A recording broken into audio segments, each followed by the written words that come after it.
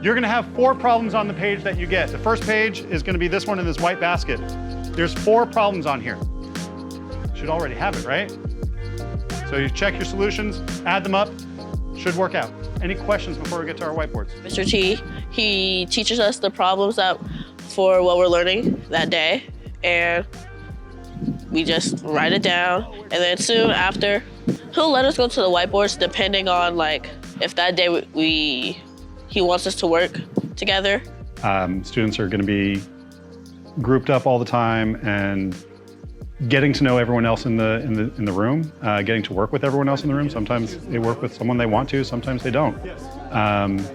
And that's tough at first. And students get used to that and become okay with it. Maybe they don't love it still, but they do learn to work with everyone else. And maybe it's someone they know, maybe it's someone they don't know that's gonna help them out at one time or another in the year.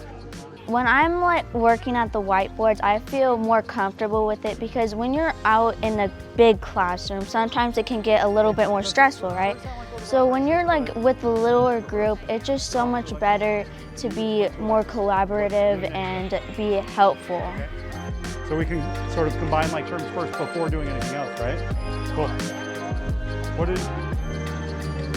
did it equal here? So that's the check, right? And did it work? Does it equal 35? Is that what you wanted it to equal? Perfect. Can you double check what you have written as the initial problem? Okay.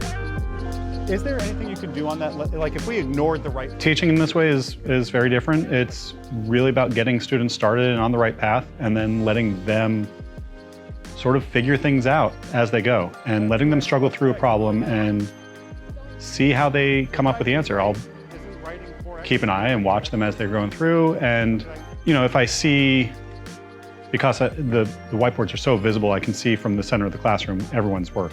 And if I see something that's apparently being missed by everyone in the room, I might call everyone back together just to discuss it. Or, you know, focus on one group or another that may have gotten through a sticking point. So it's about navigating the work that they're able to show and do. To see.